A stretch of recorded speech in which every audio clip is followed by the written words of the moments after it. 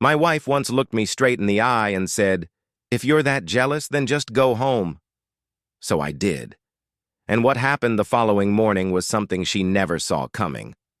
People often say that when you stop arguing, you've already won. It took me a decade of marriage to understand that sometimes the quietest response carries the most power. Silence can cut deeper than any shouted words. Chloe had always been magnetic in social settings. She thrived in crowded rooms, soaked up attention, and floated effortlessly from one conversation to the next. I, on the other hand, was the steady presence, the one who handled responsibilities, paid the bills, and kept our life stable. Lately, though, her vibrant social world had begun to feel like a place I was no longer welcome. At her office, she had grown especially close to a coworker named Tyler. He texted her late at night with jokes and inside references. He called on weekends claiming urgent work matters. When I tried to express that something about it made me uneasy, she dismissed me instantly. According to her, I wasn't concerned. I was possessive. I wasn't uncomfortable. I was suffocating. Have you ever been painted as the bad guy simply for asking for basic respect in your own marriage? Everything came to a head at a housewarming party, hosted by friends we both knew well. Across the room, I saw Chloe standing far too close to Tyler. Her fingers rested casually along his arm while they shared laughter that clearly excluded me. It wasn't subtle. When I approached and quietly suggested it might be time to leave, she didn't just refuse, she chose to embarrass me. Turning to her group, Tyler included, she laughed sharply, like I'd told a ridiculous joke. "Oh, please, Mark," she scoffed loudly. "Don't ruin the night. If you're insecure, then go home. No one's forcing you to stay. I'm finally enjoying myself." The air shifted. Conversations paused. All eyes moved to me, waiting for a reaction, a confrontation, a scene, maybe even anger. Instead, something inside me went completely still. In that moment, I understood that I had been fighting for someone who had already emotionally checked out, and suddenly I was tired of fighting. Without another word, I handed my keys to the valet, ordered a ride, and left. But I wasn't heading home to sulk or sleep. I was going home to detach. If your partner told you your feelings were a burden, would you sit around hoping they'd return with remorse? Or would you make sure they returned to something different? For the next 6 hours, I followed her instruction. I went home. But I didn't sit there stewing in jealousy. I carefully erased myself from the space we once shared. I packed my clothes, gathered my important documents, collected family keepsakes that had been passed down long before Chloe ever entered my life. I didn't touch anything that belonged to her. I didn't slam doors or break dishes.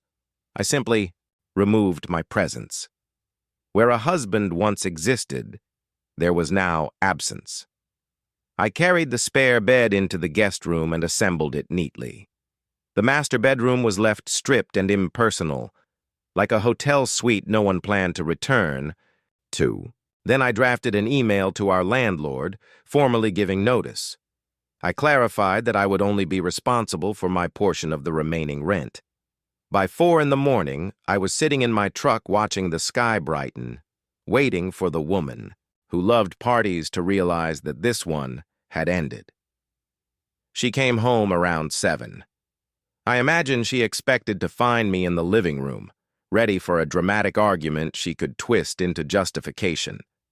She walked in confidently, still carrying that glow of attention she'd received hours earlier. "Still sulking?" she called out casually.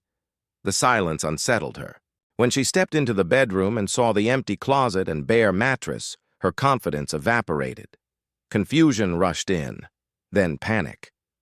Have you ever witnessed the precise second when someone's superiority dissolves into fear? She hurried to the guest room and found me seated calmly, sipping coffee and reading the news. I didn't greet her. I didn't glare. I just existed in a stillness she hadn't prepared for. She demanded answers. Her voice rose. She wanted to know what I thought I was doing. I met her gaze evenly. "I followed your advice," I told her quietly. "You said to go home if I felt jealous, so I did. And while I was here, I realized I don't want to remain somewhere I'm not respected. That includes this marriage." At first, she attempted to brush it off as dramatics. But when I handed her a printed copy of the notice I'd sent to the landlord, along with the card of a divorce attorney, the weight of reality finally landed.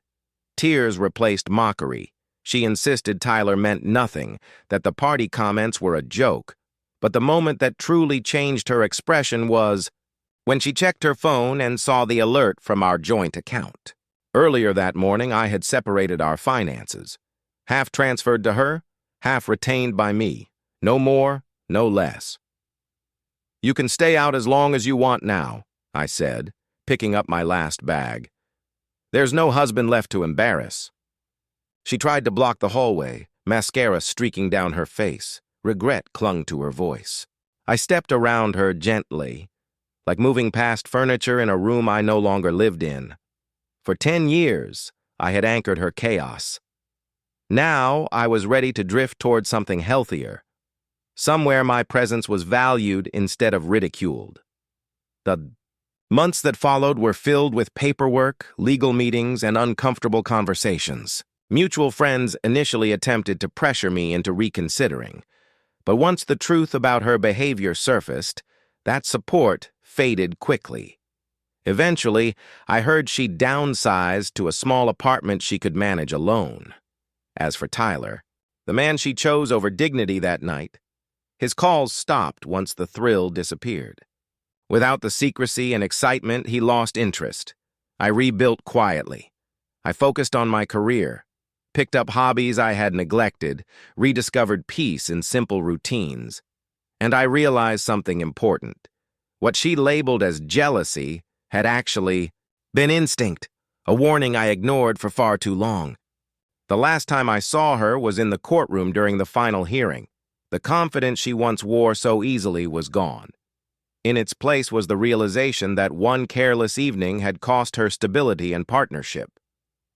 I signed the documents, offered a polite handshake, walked out into the daylight.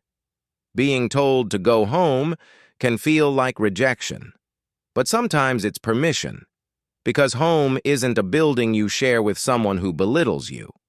Home is wherever you're treated with respect. I'm building that kind of home now, one built on honesty, dignity, and people who understand the worth of the person beside them.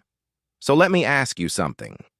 If you were told to leave because your feelings were inconvenient, would you wait for validation, or would you choose yourself? And wherever you're listening from today, remember this. Silence isn't weakness. Sometimes it's the moment you take your power back.